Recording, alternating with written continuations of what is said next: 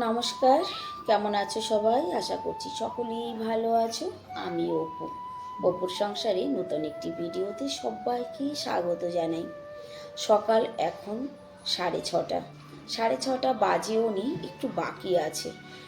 উঠেছি 4:30টায়, উঠে জগিং করে এক্সারসাইজ করে বাড়ি ফিরে তারপরে এসেছি ছাদ বাগানে। বেশ কিছুদিন হলো ছাদ বাগানটা তোমাদের সঙ্গে শেয়ার করা হয়নি। আর আজকে ছাদ বাগানটা শেয়ার করার মেন উদ্দেশ্য হচ্ছে এই যে রজনীগন্ধা ফুল গাছগুলো। ওই যে বৌদিদের বাড়িতে বেড়াতে গিয়েছিলাম, সেখান থেকে আমি এই রজনীগন্ধা ফুল গাছ নিয়ে এসেছিলাম।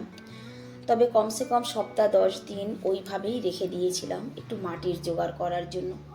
ভেবেছিলাম নতুন মাটি জোগাড় করে আলাদা আলাদা গামলায় করে লাগাবো, ছোটো ছোটো গামলায়। কিন্তু মাটির জোগাড় এখনও করতে পারিনি। তারপরে এই একটা গামলার মধ্যে কিন্তু সব গাছগুলোকে পুঁতে রেখেছি। তবে গাছগুলো পোতার পরে দেখো কি সুন্দর একদম ফিরে উঠেছে।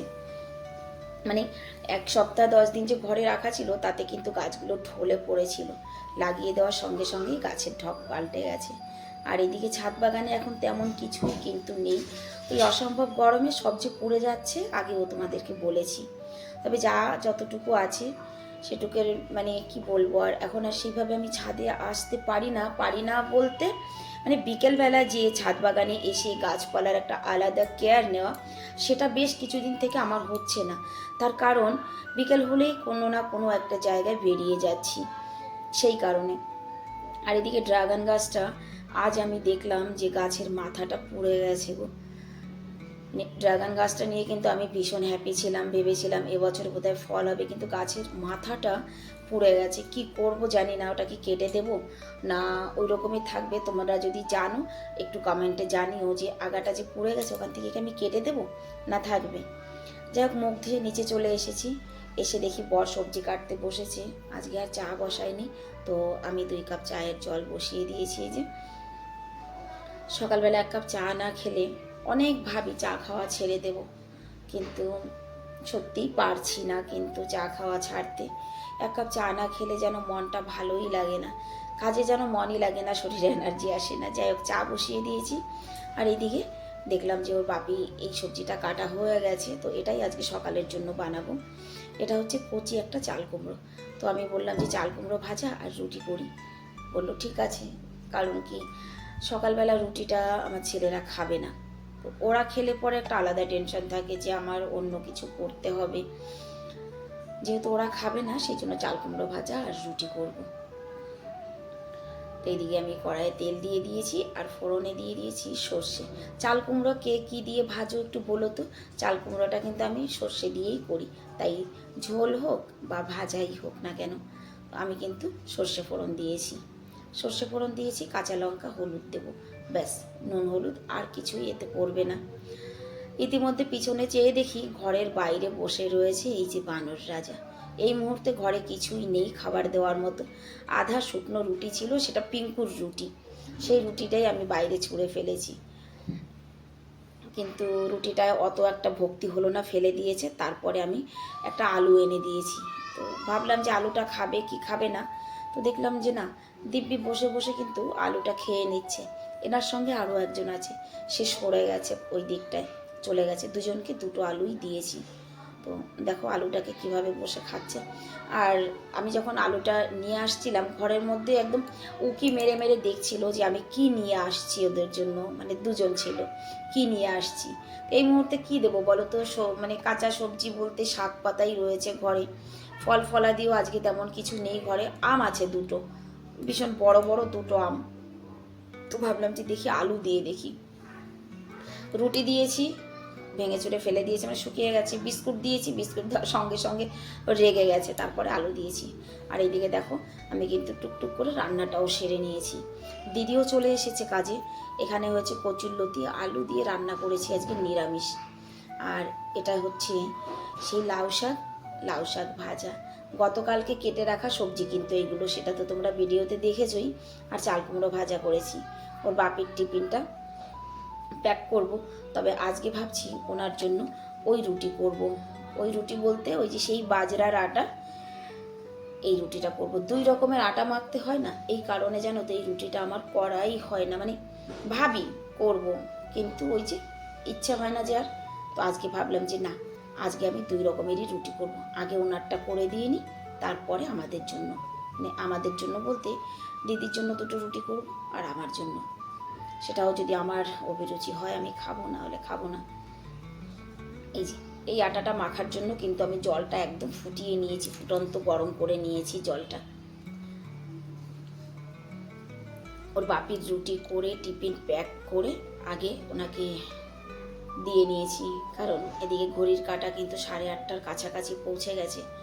অতএব ওনার টিফিনটা আগে প্যাক করে দিয়ে নিই। আর এদিকে পিঙ্কু আজ সকাল থেকেই কিন্তু আমার পিছে পিছে ঘুরছে, এই যে নিচে। ও অনেকক্ষণ আগেই কিন্তু নিচে নেমেছে। যাই হোক, আমার রান্নাঘরের কাজ হয়ে যাওয়ার পরে স্নান করে পুজো দিতে আসলাম। দিদি নিচে কাজ করছে, বাসন ধুয়ে পোছা লাগিয়ে চলে যাবে। ততক্ষণে আমি স্নান সেরে এদিকে ঘরে পুজোটা দিয়ে নিচ্ছি। অধিকাংশ সময়ই সকালবেলা স্নান করে ওর বাপি কিন্তু পুজোটা দেয়। শুনেছি ঘরে নাকি পুরুষ মানুষে পুজো দিলে বেশি ভালো, তো অধিকাংশ সময় উনিই দেয়। আজকে পুজোটা দিয়ে যায়নি, তো আজকে আমি দিচ্ছি। এটা নয় যে আমি দিই না, উনি যেদিন না দিয়ে যায় সেদিন আমি দিই, এমনকি আমার ছেলেরাও পুজো দেয়। যাই হোক, পুজো দেওয়া হয়ে গেছে। স্নান সেরে পুজো দিতে দিতে দেখলে তো ঘড়ির কাঁটা একদম রাইট 11টার কাছে। আমার বলার আগেই কিন্তু তোমরা ঘড়িটাকে লক্ষ্য করেছো। এসেই যে আজকে অল্প করে ভাত রান্না করব। কেন বলো তো? তার এটাই কারণ, গতকাল যে বিরিয়ানি করেছিলাম, আমি কিন্তু বিরিয়ানির থেকে আমার 2 ছেলের জন্য আলাদা করে তুলে রেখেছিলাম ফ্রিজে। কারণ এই অসম্ভব গরমে রোজ রোজ বিরিয়ানি টিরিয়ানি করা সম্ভব নয়। আর বাচ্চারা যেহেতু বিরিয়ানিটা পছন্দ করে, তো ভাবলাম যে করেছি যখন, ওদের জন্য না হয় একটু আলাদা করে তুলে রাখি। সেই জন্যই তো আমার 2 ছেলের জন্য আমি বেশ খানিকটা বিরিয়ানি তুলে রেখেছি। আর এই ভাতটুকু শুধু আমাদের দুজনের জন্যই করছি। ও বেলায় তো আবার রুটি খাওয়া হবে, সেই জন্যই। আর বিরিয়ানিটা আমি ফ্রিজ থেকে বের করেও নিয়ে এসেছি, কারণ গরম করতে রেখে দেবো এখন। ছোট ছেলে এখন যাবে টিউশনে, বড় ছেলে বিকেলবেলা যায়। তো আগে ভাতটাকে বসিয়ে দিয়ে তারপরে আমি বিরিয়ানিটাকে অন্য একটা পাত্রে কিন্তু ট্রান্সফার করে নেব। তার কারণ আমি রেখেছি একটা স্টিলের গামলায়, ওটার থেকে আমি অন্য একটা বাসনে নিয়ে নেব। এদিকে ভাত বসিয়ে দিয়েছি আর এদিকটা দুধ গরম দিয়েছি, কারণ ছোটো ছেলেকে দুধ খাইয়ে তারপরে টিউশনে পাঠাবো। ও ফিরতে ফিরতে তো অনেকটা দেরি হয়ে যায়। এই যে দেখো, আমি এটার থেকে এই হাঁড়িতে ঢেলে নেব। তো ভাবলাম যে না, আগে একটুখানি জল নিচে দিয়ে নিই। ভাতের উপর থেকে জল দেবো, তার থেকে বাবার নিচে একটু জল দিয়ে নিই। ওই জন্য এই যে হাঁড়ির মধ্যে খানিকটা জল দিয়ে নিলাম, এর উপর থেকে এবার ভাতগুলো দেব। দিয়ে হালকা মানে ফ্লেমে ভাতটাকে গরম করে নেব।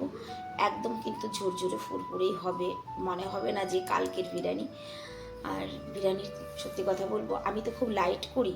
যেমন কি আমি এক্সট্রা কিন্তু কিছুই অ্যাড করি না, যেমন কেওড়া জল, গোলাপ জল, তারপরে ঘি, আরও অন্যান্য অনেক কিছু অনেকে দেখি দেয়, আমি কিন্তু কিছুই দিইনি। সেটা তোমরা কালকের ভিডিওতে দেখেছো। খুব সিম্পলভাবে কিন্তু আমি বিরিয়ানিটা করি। আর এই বিরিয়ানিটা কালকে খেয়েছি, আজকে খেলেও কিন্তু কোনো ক্ষতি হবে না, যেহেতু অনেক রিচ না, এখানে ঘি ঠিক কিছুই দেওয়া নেই। এবার যদি বলো ঘিটা কেন দাও না, আমার ভালো লাগে না, তাই আমি দিই না গো। আমার ভালো লাগে না ঘি দিলে পরে, আর আমার ছেলেরাও পছন্দ করে না। না খেতে খেতে যেটা হয় আর কি, আমি কোনোদিন ঘি দিয়ে করিনি, ওরা অভ্যস্ত নয়, তাই ওদেরও এখন আর ভালো লাগে না। চলো, এদিকে ভাতটা বসিয়ে দিয়েছি, আর মানে ভাতটাকে ওই পাশে দিয়ে দিয়েছি আর বিরিয়ানিটাকে এই পাশে গরম দিয়েছি। কারণ ওই পাশের চুলোটা না আমার একদম লো ফ্লেমে দিলেও না কেমন যেন সব কিছু জ্বলে যায়, লেগে যায়। আর এদিকে ছেলেকে 1 কাপ দুধ দিয়ে দিই। তো চলো, আজকের ভিডিওটাও তাহলে আমি এখানেই শেষ করছি। দেখা হবে নেক্সট ভিডিওতে। সবাই ভালো থাকবে, সুস্থ থাকবে। অসম্ভব গরম পড়েছে, সবাই নিজের নিজের খেয়াল রাখবে, খুব জল খাবে এবং চেষ্টা করবে ঘরে থাকার। দেখা হচ্ছে নেক্সট ভিডিওতে। যদি আমার ভিডিওটি ভালো লাগে তাহলে অবশ্যই একটি কমেন্ট করে যাবে। আর এই যে পাউডারটা দেখতে পাচ্ছ, এটা কিন্তু ছোটো ছেলে স্পেশালি অর্ডার দিয়ে আনিয়েছিল। ওর হাইটটা কম, সেই জন্য যে মা এই পাউডারটা খেলে আমার হাইট বেড়ে যাবে, আমার বন্ধুরাও খাচ্ছে, সেই কারণে কিন্তু এই পাউডারটা কিনে আনা। দেখা যাক, যদি বাড়ে। আমার মন বলে আমার ছোটো ছেলের হাইটটা বোধহয় খুব বেশি হবে না, কিন্তু জানি না, আজকাল তো অনেক কিছু প্রোডাক্ট বেরিয়েছে, দেখা যাক।